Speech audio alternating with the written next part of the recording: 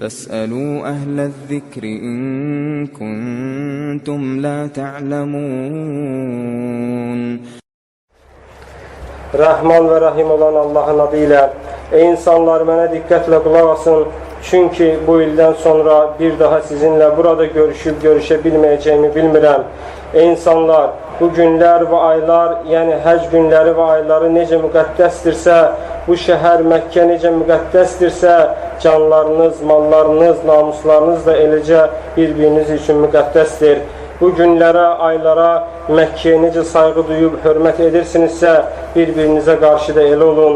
Əshabım, sabah hamınız Allah huzurunda bütün əməllərinizdən sorğu-suala çəkiləcəksiniz. Nə badə məndən sonra keçmiş azğınlıqlara qayıdıb bir-birinizin boynunu vurasınız. Bu vəsiyyətimi burada olanlar, burada olmayanlara çatdırsınlar. Ola bilsin ki, çatdırılan kimsə burada olub eşidən insandan daha yaxşı başa düşüb əzbərləsin.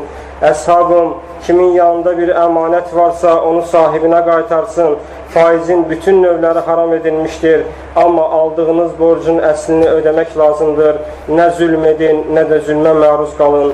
Əshabım, cahillikdə etdiyiniz qan davalarına son qoyun. Ey insanlar, şeytan bugün sizin torpağınızda yenidən nüfuz edə biləcəyini, şirkə geri qaytara biləcəyindən tamamilə ümidini kəsmişdir.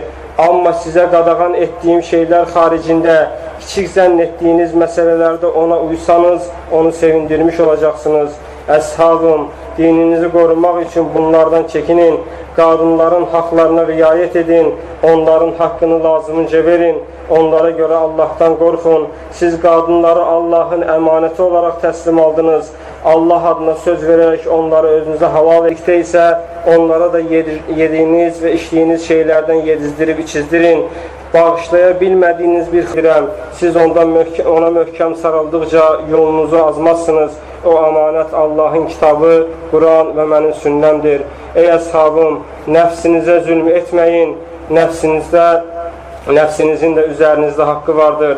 Ey insanlar, hər cinayətkar öz cinayətinə görə özü məsuldur. Onun cəzasını oğluna ödətməyin. Heç bir övladın günahından atası sorğu-suala çəkilə bilməz. Ey insanlar, Allahın yaratdığı 12 ay vardır. Bundan 4'ü haram aylardır. Haram ayların 3'ü ard-ardıca gəlir. Zilqadə, Zilhiccə və Muharram. 4-cüsü isə Rəcəb aydır. Cumadıl axirlə Şabanın arasına düşür.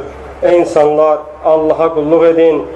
5 vaxt namazınızı qılın, Ramazan orucunu tutun, əmirlərimə itaət edin, qadağan etdiklərindən çəkinin ki, bəlkə cənnətə düşəsiniz.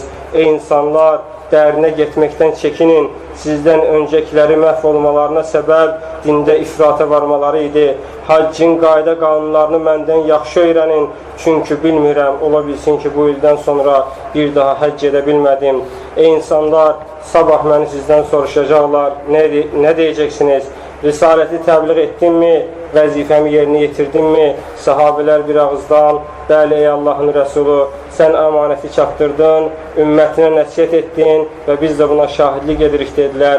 Peyğəmbər sallallahu aleyhi və səlləm barmağını yuxarı qaldıraraq belə dedi: Allahümmə sən şahid ol, Allahümmə sən şahid ol, Allahümmə sən şahid ol.